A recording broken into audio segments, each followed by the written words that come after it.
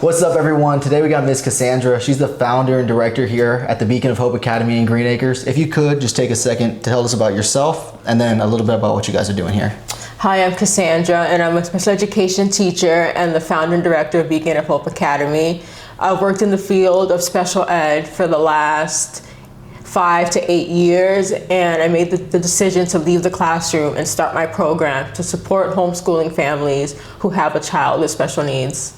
Okay, so you were in the classroom then. Did you feel like you had to leave for any specific reason, like more of an impact? Did you think that you could do things maybe a little bit better? What kind of encouraged that leap? I noticed that many students with special needs, it was hard for them to get the attention that they needed due to the large class size and also the teacher shortage and lack of support in the classroom. And I took that step of faith to leave, my full-time job and start this program. That's amazing. And now you were homeschooled your whole life, correct? I was homeschooled starting in 10th grade. I did 10th through 12th grade alongside my 3 siblings. Nice. Well. So it was the 4 of us at home. It was a great experience. We got closer as a family. My mom even says that she got to know her 4 kids a lot better being homeschooled. Without a doubt. Did you recognize any difference coming from kind of the first 10 years in the school system compared to the education you got at the house? I noticed there's a lot more flexibility. There wasn't that much pressure on education like when you're in the school, because you learn at your own pace.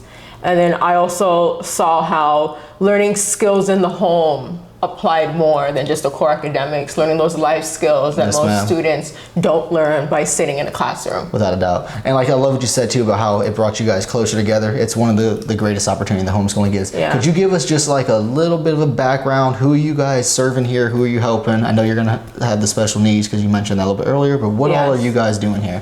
I serve students in K through 5th grade with special needs. So anything from ADHD, autism, cerebral palsy, genetic disorders, any students that are currently on IEPs in the public school system.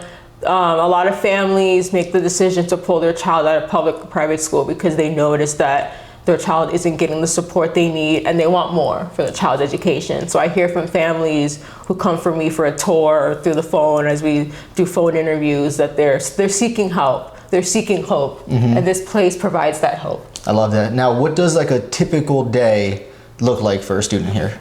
Students, they start arriving between 8:30 and 9. They get some time to play with toys, and then we start our day with their morning meeting. We do a feelings check. I ask them, how you feeling today? And I use little visuals, and they tell me how they're feeling.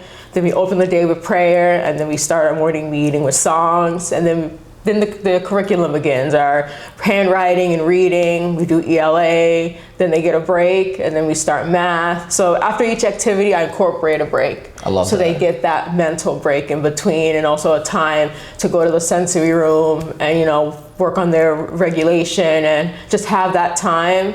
And then I have students that attend with a therapist, with an RBT. So the therapist is in the classroom as well, providing support for the child. I have therapists that come in for OT, so they'll pull the child aside and they'll work on OT in the sensory room as well. So it's a place where, as students are here, they're learning in their own way, self-paced, and at the same time, they're feeling seen and valued. It's a place where they feel safe, they can be themselves. Because a lot of students with special needs, when they're in the school system, they feel a lot of time, with autism especially, where they have to hide, who they are, hide their quirks, but here they can be themselves. Okay, I know you mentioned earlier that you have different age ranges here as well. So how do you go about helping, let's say, a 5th grader and then also having a kindergartner? Do you think that actually brings any kind of benefit to the kids kind of being around different age groups? It gives it that family style, because in a family, your siblings are of different ages, so they learn from each other. The older students can support the younger students, and then the younger students, in a way, learn from the older students. So it's that family where they all learn together, they all play together, no matter what the ages are.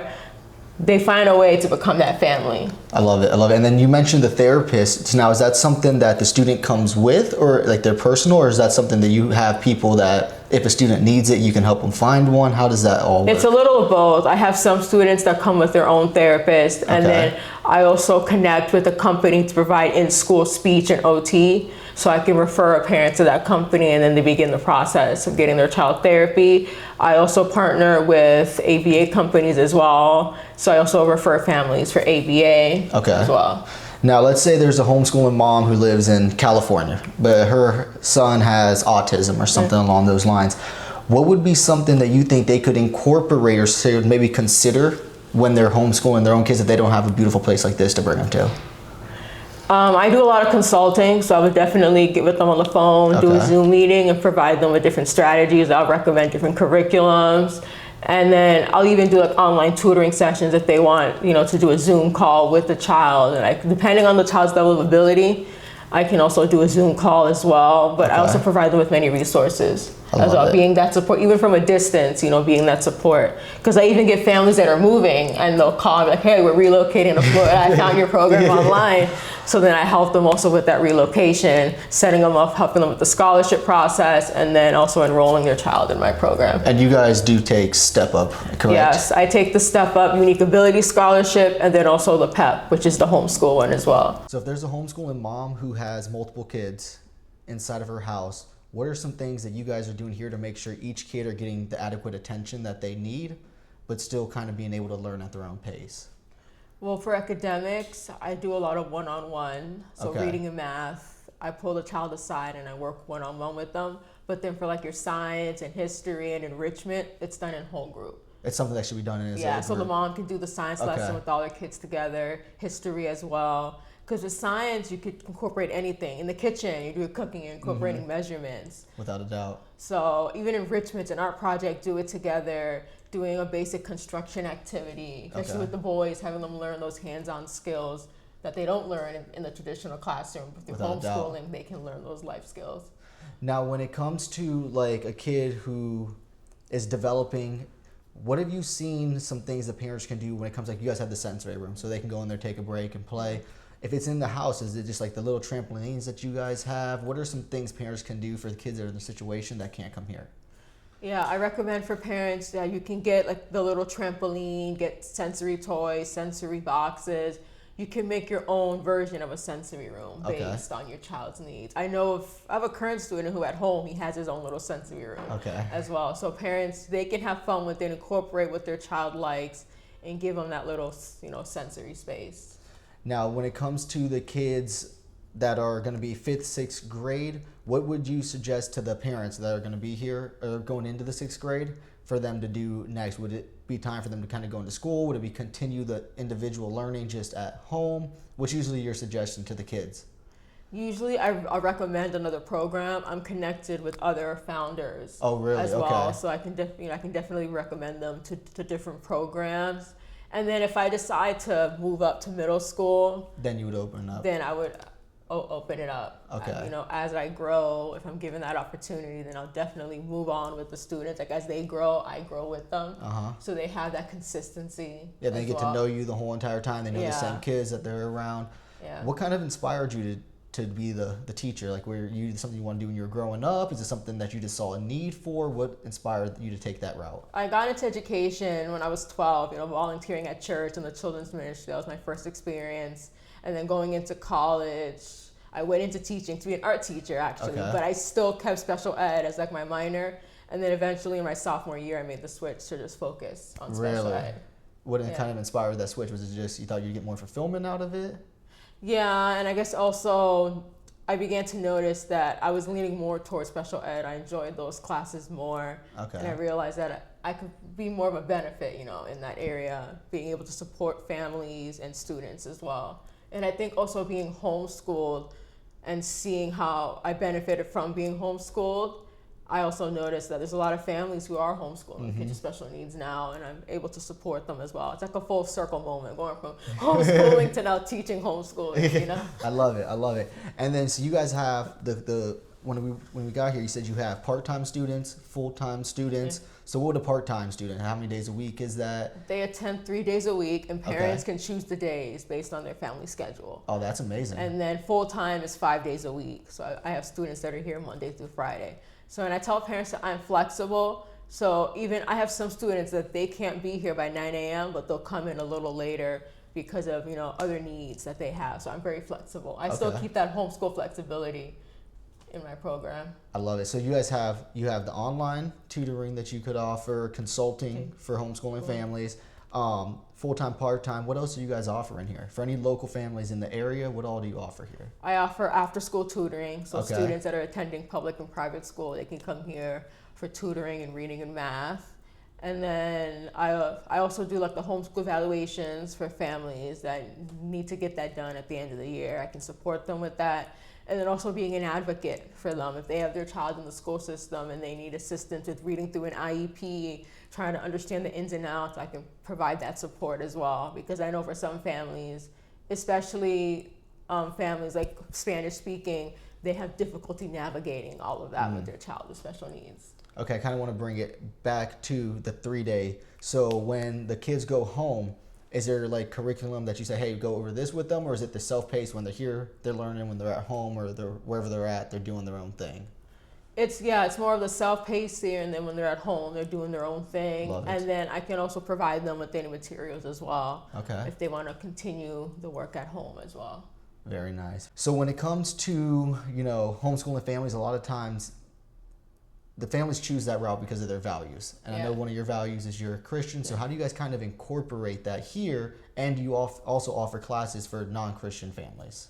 Yeah, so I incorporated a lot through our curriculum that we use. I'll use a faith-based curriculum with my kids that are on like academic standards. They'll use, a traditional curriculum. And then I also incorporate it in all we do in the classroom. The songs that we sing, the activities that we do, I incorporate it all throughout. And the kids, they get used to it, they enjoy singing the songs. I have some students that don't even want to pray out loud, they'll raise their hand, I'll pray for our lunch. So they get excited about it. And I've seen the growth throughout the year.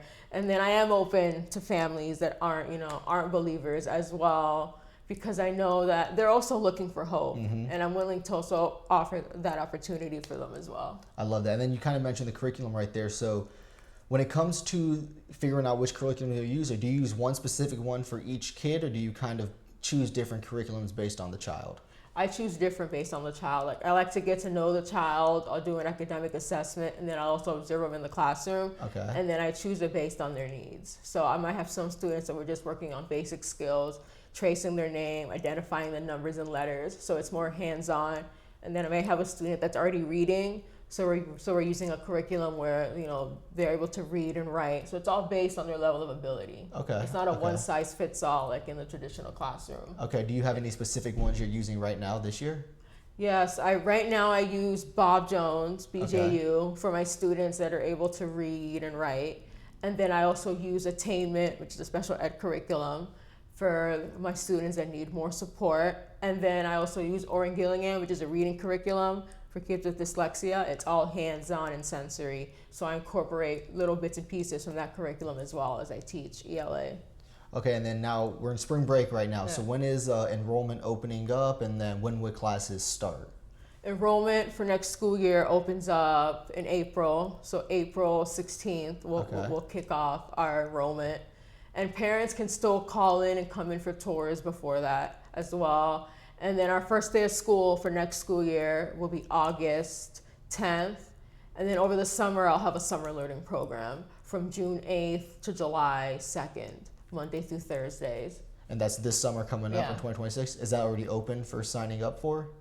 It will be open this week. So this week I'll be sending out emails and putting in my advertisement on Facebook, doing all of that to open up for our summer program. Love it. Miss Cassandra, thank you so much for having us here today. I love what you got going on. If you could tell the people your website, if you have a phone number or an office number or anything like that they can reach you at. Our website is beaconofhopeacademy.org. You can also find us on Facebook and Instagram by typing in Beacon of Hope or Beacon of Hope Academy. And then our phone number is 561-720-2491. Nice, nice. Hey guys, we appreciate you watching. Now, if you guys are local in the Green Acres area or you want some help, whether it's consulting, online tutoring, I encourage you guys to reach out to her. We'll see you later.